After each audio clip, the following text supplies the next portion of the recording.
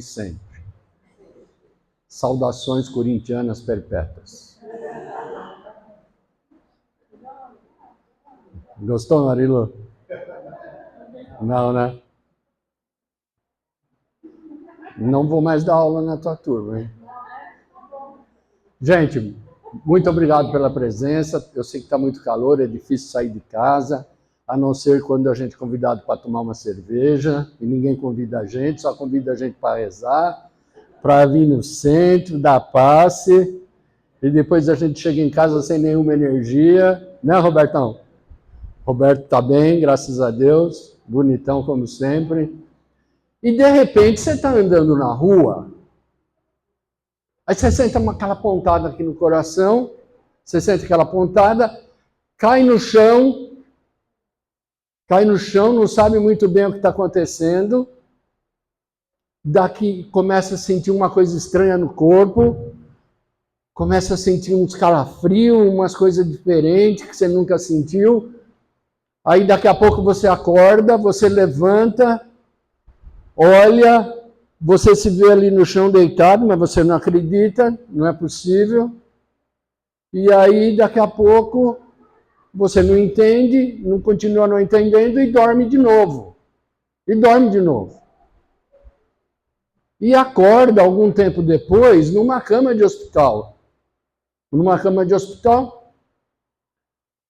E você vê aquele lugar, geralmente esses hospitais têm as paredes toda branca, às vezes tem uma imagem lá, uma foto do Chico Xavier, do Emmanuel, de Jesus, de Maria de Nazaré, você olha aquilo lá, não entende muito bem, aí vem a enfermeira, e você fala, o que está acontecendo? Por que eu estou aqui no hospital? Quem me socorreu? Eu lembro que eu senti uma dor aqui, caí no chão, e aí, o que aconteceu? Fica tranquilo, daqui a pouco o médico vai vir aqui, vai falar com você. Toma esse remedinho, é uma aguinha benta. Cadê a água benta que tá? Tá? Não, mas tem aquele monte de água lá no fundo, lá. Aquela aguinha lá perto da Nádia lá. A Nádia tá tomando conta da água lá. Aproveita e dá um passo na água. Então, assim, ela dá o remedinho e tal. Daqui a pouco, você está lá deitado, vem uma tia sua, a tia Cocota. Todo mundo tem uma tia Cocota, ou não? Ou já teve. Aí ela vem falar, aí meu filho, tudo bem com você? Você fala, tudo bem, tia, mas já não morreu? Ela fala, não, imagina, não morri, não. Mas, ó, fica tranquilo, o médico vai vir aí falar com você. Aí, você está deitado achando tudo muito estranho, né? Você fala, que coisa, vem a tia Cocota. Aí você vê lá, passar lá assim, andando, o tio Antenor. Também morreu faz 20 anos. Você fala, mas é o tio Antenor aquele lá? Aí vem o médico. Aí vem o médico e fala assim, Vanderlei, tudo bem? Não, tudo bem nada, doutor. Precisa me explicar o que eu estou fazendo aqui. Eu estou bem, não estou sentindo nada. Uma dorzinha aqui meio chata. Ele falou, você sabe o que acontece? Sabe aquele corpo físico que você tinha? Ele falou, como tinha? Tá brincando? Eu tenho, eu estou vendo ele, está aqui. Falei, não é bem assim, vou te explicar. Aquele corpo físico que você tinha, ele servia para você se relacionar com as pessoas da Terra. O veículo de relacionamento, o veículo de comunicação com as pessoas da Terra. Agora, ele não serve mais para você. Deixou de ter utilidade, ele já fez o papel dele. Então, você o descartou. Falou, como? Mas eu estou vendo, estou sentindo. Falei, é mais ou menos isso daí, mas não é bem assim. O que você está vendo é um corpo espiritual, que é igualzinho àquele que ficou lá na Terra. Que, inclusive, não vou falar, mas não fica triste, virou churrasco. Você não pedia para ser cremado? É, eu pedia. Então, virou churrasco. Mas falou, mas olha, fica tranquilo, que você vai aprender aqui. Nós temos vários amigos teus, nós temos professores, nós temos parentes seus que te amam, gente que gosta de você, gente que vai vir aqui conversar com você. Você vai ficar bom logo, logo. Você vai entrar em alguma escola, vai fazer curso, vai entender exatamente tudo o que está acontecendo. Mas, doutor, quer dizer então que eu morri? Não, você não morreu. Porque não existe morte. Existe uma transição da vida física para a vida espiritual, que, aliás, é a verdadeira vida. A vida material é aquela vida pesada, que a gente sofre, que a gente trabalha para comer, que a gente cansa de falar, a gente cansa para andar, a gente tem que labutar, tem um monte de tristeza. Aqui na vida espiritual é um pouco melhor. Dependendo daquilo que a gente fez lá embaixo, aqui a gente vai viver muito bem. Aqui a gente vai ter amigos, vai ter lugares bonitos, não vai ter aquele sofrimento todo. Mas é claro que a gente vai ter um momento em que a gente vai se defrontar com a nossa própria consciência. Ah, aquela história que tem um juiz que vai julgar você, que vai mandar você para o inferno, não existe. Isso daí é tudo ilusão. O que vai ter é que daqui a pouco, a hora que você estiver melhor, você vai poder fazer uma reflexão da tua vida. E assim vai. Aí o Vanderlei fica lá naquela cama, alguns dias, algumas semanas, dependendo da sua necessidade de restabelecimento. Aí vai passando os dias, ele vai entendendo, vai se acalmando. A vibração do seu espírito vai se aquietando, a sua mente vai se aquietando, ele vai entendendo mais aquilo que vai acontecendo. As pessoas que vão passar por lá, que vão tratar do Vanderlei, vão ter muito carinho, ele vai sentindo mais amor, e vai chegar um momento que ele vai começar a refletir na sua vida passada. Vai chegar um momento que ele vai falar, puxa vida, mas eu queria tanto estar lá agora, com a minha mulher, com os meus filhos, com meus netos, com meus amigos, no meu trabalho. Eu queria tanto estar lá e agora eu não posso estar lá. Nossa vida, que coisa, que tristeza. Agora que eu ganhei na Mega Sena, me trouxeram para cá, que coisa, com quem eu reclamo? Tem um departamento de reclamação aqui? Não tem. Então, ele começa a refletir. Eu fui bom? Eu fui bom para os meus filhos? Eu fui um exemplo ou não? Eu fui um marido legal? Fui um filho bom? Então, começa a refletir e começa a fazer uma avaliação da sua vida, da vida que ele teve. As coisas boas e as coisas negativas. Porque nós não passamos nessa vida aqui só fazendo coisa negativa. A gente faz coisa negativa, a gente faz coisa positiva. Às vezes a gente é corintiano, às vezes a gente é palmeirense. Então, nada é perfeito aqui. Então ele começa a refletir, aí ele lembra daquele primo que ele roubou a namorada, que eles nunca mais conversaram, que eles viraram inimigos. Aí ele lembra daquele sócio que ele roubou, que ele passou a perna, aquele cliente que ele enganou, às vezes que ele deixou a mulher em casa e foi para a gandaia. Enfim, ele vai lembrando das suas falhas, e vai lembrando também das coisas boas que ele fez.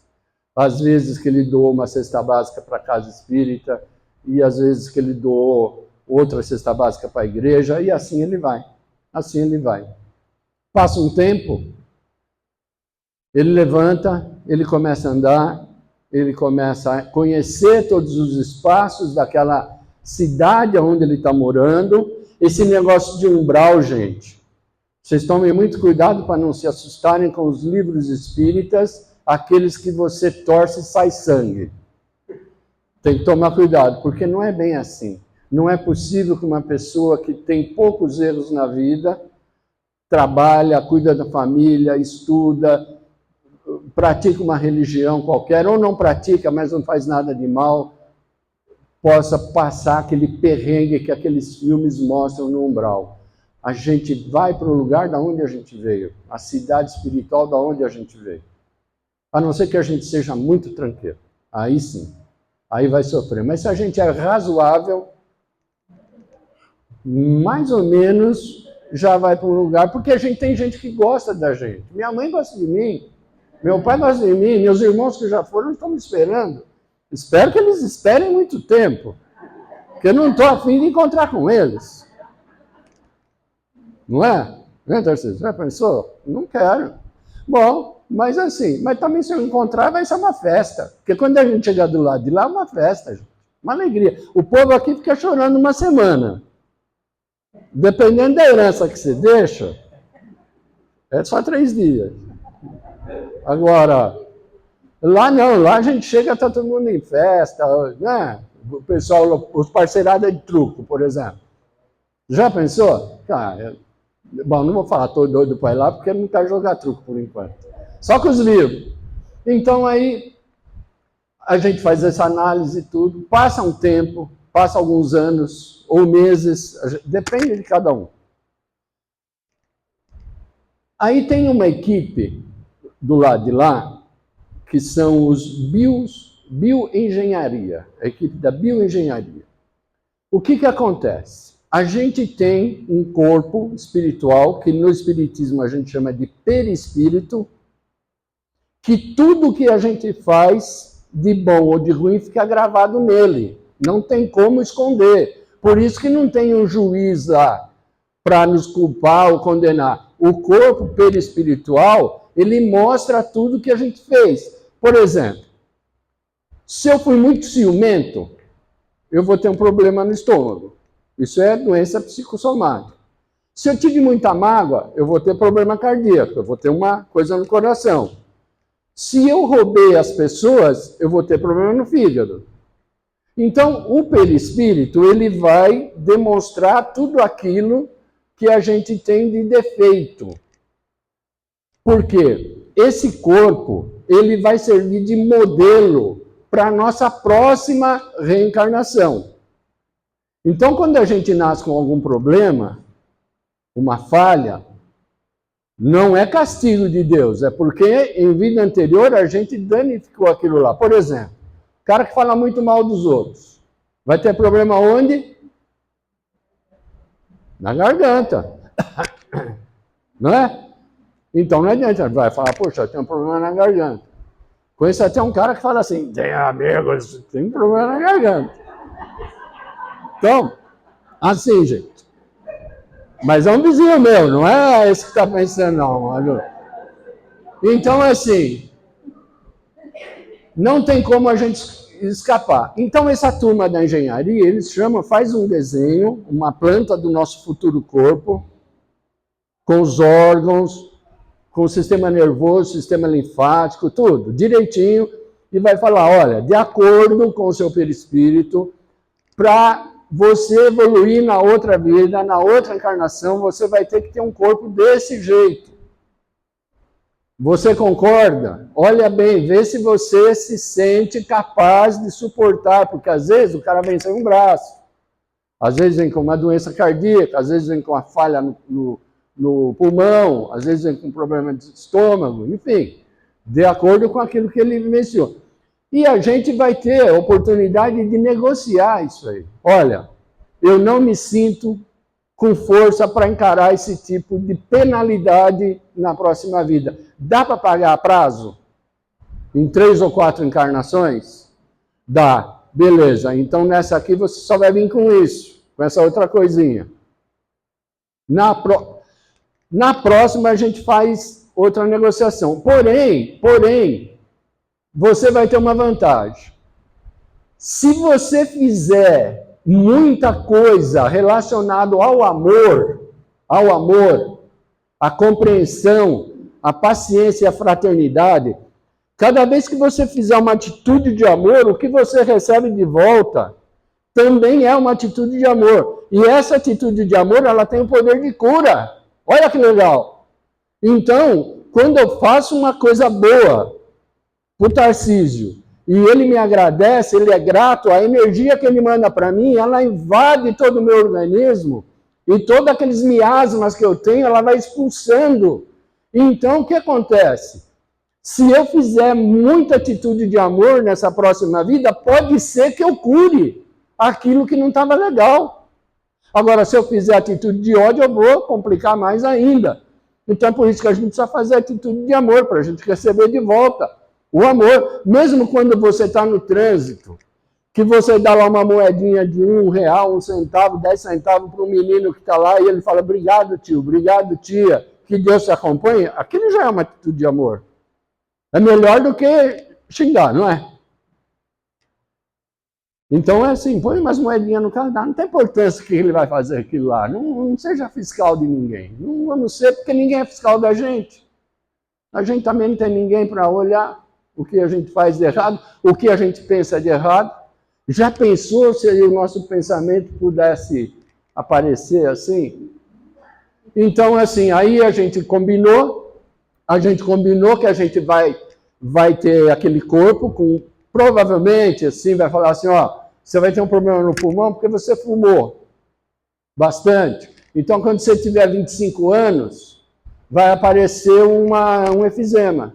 Não quando você nascer, mas quando você tiver uns 25 anos vai nascer. Porque o seu pulmão, conforme ele está agora, ele não vai aguentar muito tempo.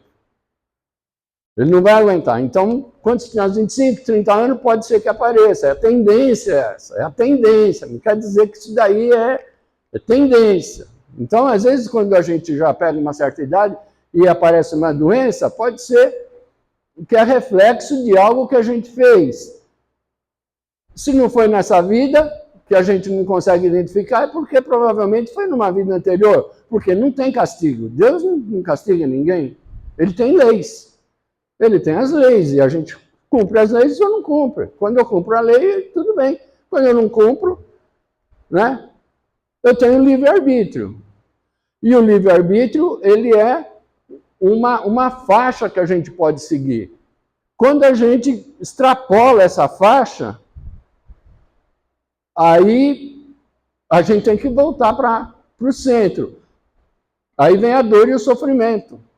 Aí vem a dor e o sofrimento. Quando eu extrapolo, aí vem a dor e o sofrimento através de uma doença, através de um problema qualquer. Aí eu volto. A dor é um aviso, né? A dor não é um aviso quando a gente está doente, apareceu uma dor, a gente vai no médico, se trata. Na vida espiritual é a mesma coisa. Quando aparece a dor, para a gente refletir. Se não foi nessa vida, foi noutra, porque Deus não é injusto. Deus não é injusto. Não é porque meu pai fez uma bobagem lá atrás que eu vou pagar. Ele é uma pessoa, eu sou outro. E assim, aquilo que eu fizer, não pode, meu filho não pode pagar. A não ser aqui no Brasil. Aí paga. Os herdeiros pagam também. Então, assim, aí combinamos. Meu corpo vai nascer daquele jeito. Então, isso é uma fase da negociação. Isso é a primeira fase, que é a parte física. Agora nós vamos para a parte espiritual. Aí o pessoal da engenharia vai falar assim, ó, agora você vai lá, você vai falar com o time do Roberto, que é o time que cuida da parte espiritual, do karma, da esteira kármica. Aí eles vão chamar a gente, põe numa mesa e fala, bom, você vai ter que reencarnar. Seguinte, lembra aquele primo que você roubou a mulher dele? Que ele tem ódio de você? Sabe por que isso aconteceu? Porque há 400... Estou contando umas histórias aqui meio cabulosas, hein, gente? Não leva a pé da letra, não, porque eu sou meio desequilibrado, eles já me conhecem aqui. Até porque para ser espírita, se não for desequilibrado, não é. Então, assim, é lógico. Então, aí ele fala, sabe o que acontece? Faz mais de 400 anos que você e ele estão se pegando. Quando você está morto, você atazana a vida dele que está vivo. Quando você está vivo, ele atazana, é o tal da obsessão. É o tal do obsessor. Tem que parar com isso. Aí os mentores falam, tem que parar, vocês vão ficar quantos anos? Um perseguindo o outro. Tem que parar. Jesus mandou parar. Acabou. Não discute com Jesus. Então é o seguinte, você tem que... Eu não vou falar para você passar a amar o seu primo, porque você odeia ele. Sair do ódio para o amor é impossível. É impossível. Não existe isso. Mas vocês vão ter que dar um jeito de pelo menos acabar com esse ódio. Então, qual que é a melhor forma? Escolhe. Você quer ser irmão dele na próxima encarnação, porque os irmãos têm mais chance de se amar. Você quer ser pai dele, filho dele ou mulher dele?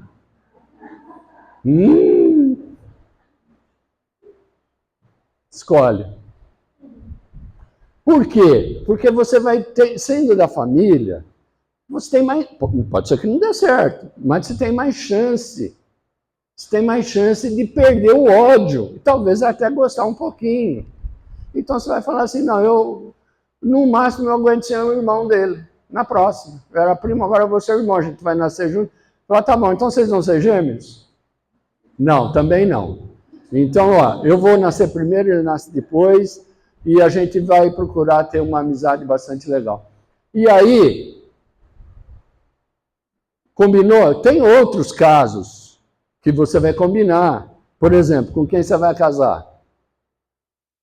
Presta atenção, que isso é uma parte importantíssima, gente. Não vai repetir o casamento. Pelo amor de Deus. Eu falo para minha mulher, me atura, porque senão já pensou nós casar de novo? Você vai morrer com 30 anos do coração. É porque eu falo para ela assim, ela fala assim, Vanderlei, precisa fazer reforma íntima. Eu falo, você faz reforma íntima, eu não. Eu vou fazer reforma da casa, você faz reforma íntima. Eu vou ler os livros. Mas é assim, é complicado, gente. Como é duro fazer reforma íntima. Gente do céu, quando você percebe que você tem inveja dos outros, hein? Alguém tem inveja aqui? Só eu? Meu Deus! Só eu! Todo mundo se comporta direitinho no trânsito, ninguém xinga ninguém, só eu? Estou ferrado. Vou precisar de um tratamento espiritual triplo. É. Mas vocês não têm inveja, né? Jura? Não? Quando vocês veem aquela casa do Neymar, assim, não? Imagina IPTU, você já está pensando negativo. Então, gente, aí tudo certo para a reencarnação, beleza? O que eu preciso? Uma mãe. Como é que eu vou reencarnar sem mãe? E um pai. Aí o mentor falou assim, Vanderlei, se vira, acha uma mãe agora para você. Aí eu vou bater lá, lembra aquela tia Cocota? Que ela já reencarnou? Aí eu falo, tia, a senhora me aceita como filho? Ela nem pensar. Você, quando era moleque, era um capeta, eu não quero nem saber de você. Pô, tia, não, vai procurar outro. Aí você procura a tia Emengarda. Ela nem te escuta. E assim você vai até que você encontra uma alma caridosa, bondosa, que fala, te aceito. Te aceito. Pode vir. Você vai ser meu filho, vai ser muito bem-vindo. Aí você nasce, quando você tem 15 anos, fala para a mãe assim, eu não pedi para nascer. Aí você não pode falar o que eu vou, aí você dá um corretivo no filho e ele te denuncia. Não dá. Então é assim, aí arrumei. Agora que arrumei a mãe, arrumei o pai, eu vou passar um processo de reencarnação, vou começar a me aproximar da minha mãe, quando ela tá para ficar grávida. Agora as mães aí vão tentar lembrar, e começa a ter uns sonhos assim maravilhosos, começa a ver umas criancinhas, porque o espírito reencarnante está rodeando a mãe, está lá, oh, que legal, eu vou ser de sua família, eu vou te amar muito, e ela fala em pensamento, eu queria também um filho maravilhoso para eu amar e para eu cuidar, e assim vai. E nasce, aquela criança nasce. A mãe é uma coisa tão fantástica, tão maravilhosa, porque é o representante do amor de Deus na Terra, e ela cria um útero espiritual. Mesmo a criança, depois de nascer, mesmo que a criança está no outro quarto, as mães sabem disso. Quando a criança se mexe lá na cama, a mãe sente aqui. Porque ela tem aquele útero espiritual, aquela ligação espiritual. Isso é mãe. Isso é coisa divina, é coisa de Deus. E aí a mãe vai fazer de tudo para esses dois filhos, lembra? O primo, para se amarem, para eles se completarem, para eles se protegerem. E aí essa criança que hoje já é um rapaz, ele vai ter os relances dele em sonho. A mãe também, o irmão também, vai ter aqueles negócios que de vez em quando batem na nossa cabeça que a gente não sabe explicar. E a gente faz que nem Agostinho falou, Santo Agostinho, quando deita, faz uma reflexão do dia para ver como é que eu fui no meu dia. E essa possibilidade dessa reencarnação, ela vai fortalecendo ainda mais todos os laços de amor e de amizade que tem numa família. Porque família, eu já contei aqui várias vezes. Essa semana passada eu estava em Diadema, falando numa casa espírita lá, contei a mesma história, viu, o seu Hélio Roma? Que eu sempre conto, e que muitos de vocês já estão cansados de ouvir, mas como eu sei que tem gente nova aqui, eu vou contar de novo. A família é uma fábrica de pregos. Que eu aprendi com o meu professor em Bauru, Richard Simonetti, que contou essa história numa aula que a gente teve com ele. Richard Simonetti já está lá em cima, dando palestra e aula lá. Mas já faz muitos anos, isso foi em, sei lá, 1812, mais ou menos, fiz o curso com ele. E ele falava assim, olha, a família é uma fábrica de pregos. Prego. O prego, quando ele sai do torno, ele sai cheio de rebarba. Todo mundo sabe que a rebarba, né? Aquelas imperfeições. E aí, ele é colocado no tacho e fica batendo, virando o dia todo ali, para chegar no fim do dia e todos aqueles pregos perderem a rebarba e ficarem lisinho, aquela peça bonita que a gente compra no depósito. Um prego. Família é assim. É meia dúzia de gente que a gente fica se batendo a vida inteira para perder a rebarba um do outro, para um corrigir o outro. Não é para condenar, não é para criticar, não é para virar inimigo, é para ajudar. Mesmo apontando os defeitos, é para ajudar. Para chegar lá no fim da vida e falar assim, pô, virei um prego lisinho. Eu sou um prego. Tomei muito na cabeça. Mas tô lisinho. Vou embora dessa vida lisinho, não vou com muita rebarba. Com uma ou outra só que eu não consegui tirar. Então é assim, a reencarnação ela tem esse propósito. Sabe, primeiro, vamos parar, não tem castigo de Deus. Deus não castiga ninguém. Deus criou as leis. E agora é com a gente. Vocês lembram a Bíblia, o que Deus fez no 7º dia? Quem que lembra? Descansou? Ficou na rede? Foi para a praia? Ah, agora eu vou para o sítio. Né? Vou para o sítio, já fiz o mundo. Não. Deus fez o seguinte. Chamou a gente lá, falou, filharada, fiz o planeta aqui, ó, fiz o mundo. Tá vendo esse marzão bonito aí? Eu que fiz. Tá vendo a Terra? Eu que fiz. Tá vendo a Lua? O Sol? Eu que fiz. Tá vendo os bichinhos aqui, ó, na natureza? A fauna e a flora, a rosa, a margarida, essa flor maravilhosa que enfeita a sua vida? Eu que fiz. Fiz tudo. Agora é com você, velho. Se vira. Daqui para frente você cuida desse planeta que eu fiz. Porque eu vou criar outro agora.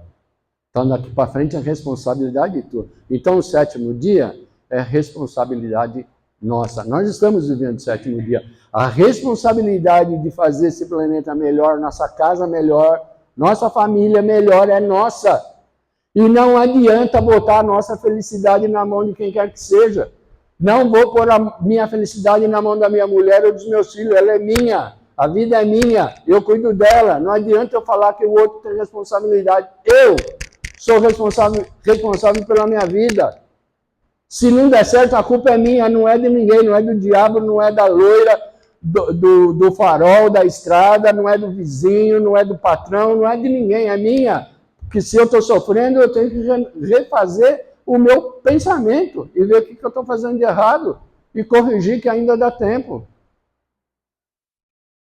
Porque é muito fácil a gente pôr a culpa nos outros e não corrigir os nossos erros. É por isso que as igrejas neopentecostais são cheias de gente. E o Espiritismo é pouca gente. Por quê? Porque o Espiritismo ele te fala que a responsabilidade é sua, não é culpa de ninguém. É verdade. É mais confortável falar assim, você não está indo bem na vida porque é culpa do outro, culpa do obsessor, culpa do encosto. Mas não é. Senão Deus não seria justo. Então, meus amigos, nossa, eu já falei tudo isso. Então, meus amigos, meus irmãos, minhas irmãs, pensem e fechem os olhos nesse instante.